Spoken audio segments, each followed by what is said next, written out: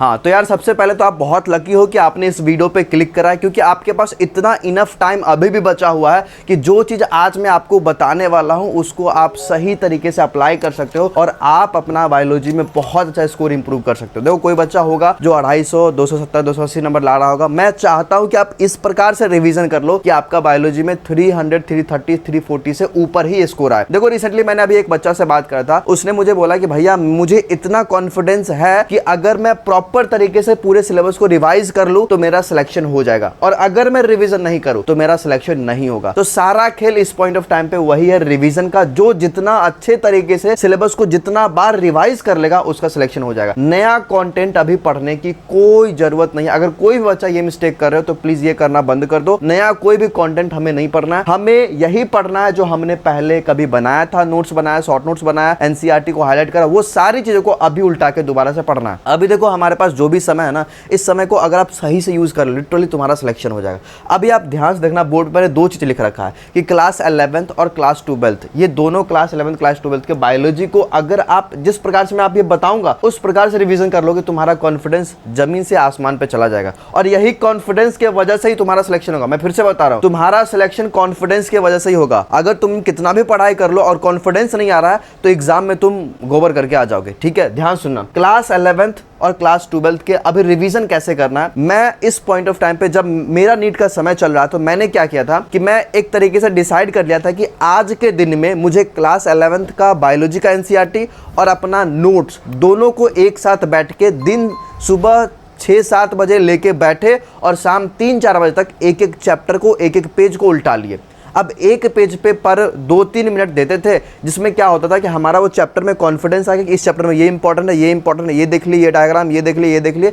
इसको देखने के बाद हम अगला पेज पे टर्न ओवर करते थे और साथ में नोट्स भी देखते थे कि इसमें हम नोट्स में क्या लिखे हैं, इस चैप्टर के रिगार्डिंग हमारे नोट्स में क्या क्या लिखा हुआ। तो अगर आप एनसीईआरटी और अपना नोट्स को अच्छे तरीके से रिवाइज कर लो, देखो पर चैप्टर आप 20 मिनट लगाओ, आपका पूरा चैप्टर रिवाइज होगा। पर चैप्टर 20 मिनट भी लगाओगे ना तो शाम के 4-5 बजे तक आपका एनसीईआरटी रिवाइज हो जाएगा। और ये बहुत ही यूनिक ट्रिक है जो कि बहुत सारे टॉपर्स फॉलो करते हैं कि एक ही बार में हम पूरा रिवीजन करते हैं। इससे क्या होना कि एक भयंकर वाला तुम्हारा नॉलेज का क्रॉस लिंकिंग होता है, starting from living world to लेके आप अपना neural control condition, chemical control condition तक रिवाइज करोगे एक ही बार में, तो एक अलग तरीके का नॉलेज का क्रॉस लिंकिंग हो जो कि एग्जामिनेशन में आपको बहुत हेल्प करेगा। आप बैकवर्ड टू फॉरवर्ड रिवीजन कर सकते हो या फिर आप फॉरवर्ड टू बैकवर्ड रिवीजन कर सकते हो। जो चैप्टर ज्यादा हाई वेटेज का उसको आप पहले रिवीजन कर लो। मैं आगे आपको बताऊंगा हाई वेटेज चैप्टर कौन कौन सा है बायोलॉजी का, जैसे मेजर क्वेश्चन आते हैं उसको आप उस प्रकार से रिवीजन कर सकते हो। क्लास 11th का इस प्रकार से आपने कर लिया, सिमिलरली आप क्लास 12th का भी कर लोगे।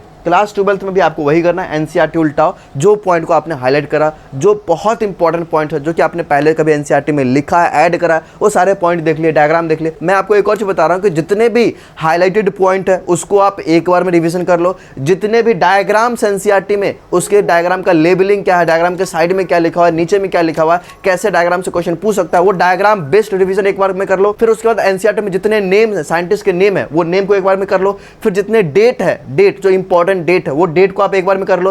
फिर जितना बॉक्स आइटम है जो एनसीईआरटी के साइड में रहता है वो बॉक्स आइटम को आप रिवीजन कर लो, क्योंकि उससे भी बहुत बार क्वेश्चन आता है, बॉक्स के नीचे क्या लिखा हुआ है उससे क्वेश्चन आता है। फिर आप जितने भी फुल फॉर्म है, फुल फॉर्म एनसीईआरटी में तो बहुत सारा है, वो फुल फॉर्म को एक बार में आप रिवीजन कर लो। मैंने ये सारी चीजें अपने टेलीग्राम पे भी दे रखा है। मेरे टेलीग्राम का नाम है दी एप्रन बॉय, आप जाके सर्च कर सकते हो। ओरिजिनल वाला टेलीग्राम को ज्वाइन करना, वहां पे आपको सारा ये चीज मिल जाएगा, फुल फॉर्म मिल जाएगा, डेट मिल जाएगा, नाम मिल जाएगा कि कौन साइंटिस्ट ने क्या करा था। ठीक है, तो यहाँ पे मैं आपको दिखा रहा हूँ कि मैं क्या आपको बताना चाह रहा हूँ। जैसे देखो, जैसे ये डायग्राम हो गया, डायग्राम में बहुत सारा लेबलिंग यहाँ पे किया हुआ है।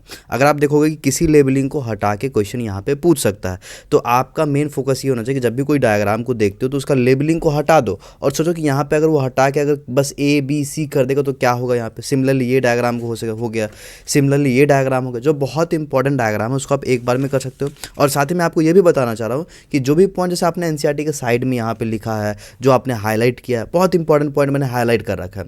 अब इस चीज़ को यही समय है जब आपको रिवीजन करना है। जैसे इस प्रकार से आपने पॉइंट को हाईलाइट किया है ना, फिर आपने कुछ एक्स्ट्रा पॉइंट ऐड भी किया हुआ, ये एक्स्ट्रा पॉइंट ऐड किया है, तो ये सारे पॉइंट्स को आप अभी अगर एक बार पढ़ लेते हो तो आपको कॉन्फिडेंस आ जाएगा, आपको लगेगा क्या कि आपने चैप्टर कंप्लीट कर लिया है। तो इस प्रकार से आप जितने भी आप देख सकते हो, ये जैसे ये डायग्राम हो गया, यहाँ पे लेबलिंग वगैरह हो गया, ये डायग्राम हो गया, लेबलिंग, आपको देखना है कि डायग्राम के नीचे भी क्या क्या लिखा हुआ है।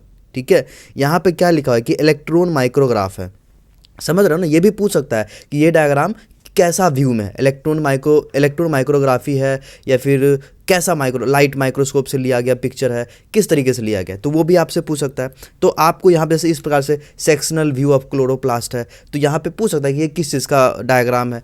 तो आप डायग्राम जब भी पढ़ते हो तो आप वहाँ पे देखो कि डायग्राम का लेबलिंग क्या है, नीचे में क्या हुआ, बाकी आपने जो पॉइंट्स ऐड ऑन किए वो पॉइंट्स को आप कवर करो। तो ये समय यही है कि आप इन सब चीज़ों पर ज़्यादा फोकस करो। तो ये तुम्हारा हो गया। इस प्रकार से अगर तुम करते हो ना तो बहुत कॉन्फिडेंस तुम्हारे अंदर आ जाएगा, है ना। अगर यही कॉन्फिडेंस लिटरली आ गया ना तो तुम्हारा एग्जाम बहुत अच्छा चला जाएगा। 360 में से 360 हमारा आसानी से आ सकते हो। देखो पढ़ा बहुत सब लोग होता है, बस सारा खेल कॉन्फिडेंस का ही होता है, ठीक है। नीट में बहुत इजी क्वेश्चंस आते हैं, इसके लिए तो मत डरना कि क्वेश्चन बहुत टफ आ जाएगा, नहीं डरना। मैंने पिछला वीडियो में बता दिया कि पेपर को कैसे अटेम्प्ट करना है। अब सुनो, और अगर आप ये पूछोगे भैया इस पॉइंट ऑफ टाइम पे हमें रिवीजन कैसे करना चाहिए, क्योंकि पर चैप्टर हमारा समय बहुत ज़्यादा जाएगा, तो देखो ये कर सकते हो यार कि टाइमर सेट कर लो। एक टाइमर सेट कर लो कि 1 घंटा में हम 2-3 चैप्टर पढ़ेंगे। वो टाइमर जैसे चलते रहेगा ना, तुम्हारा स्पीड ऑटोमेटिकली बढ़ेगा।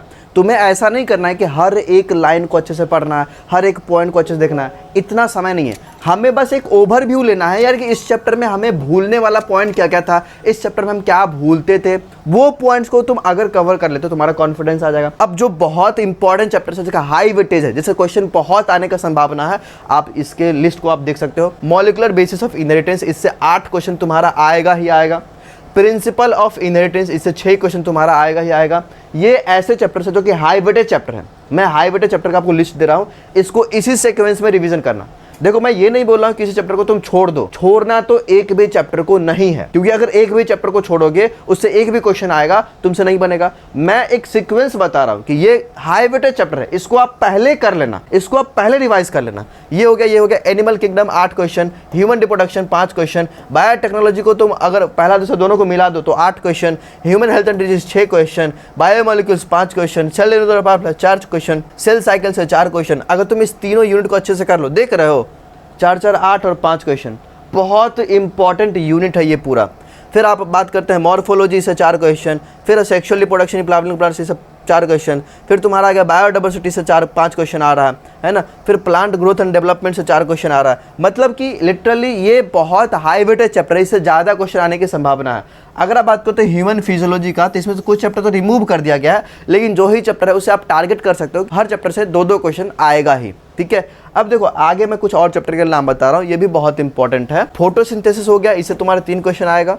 इवोल्यूशन से 3 क्वेश्चन आएगा, बायोलॉजिकल क्लासिफिकेशन 3 क्वेश्चन आएगा, और एनाटॉमी फ्लावरिंग प्लांट से 3 क्वेश्चन आएगा। मतलब ये ऐसे चैप्टर है जो कि हाई वेटेज चैप्टर है, मतलब पिछले ट्रेंड के अकॉर्डिंग ऐसा बनाए हैं हम कि इससे इतना क्वेश्चन आ सकता है, और ये हाई वेटेज चैप्टर हो गया तुम्हारे लिए। अब इसके अलावा भी जो चैप्टर्स है उसको भी तुम्हें करना, छोड़ना नहीं है किसी को, ठीक है।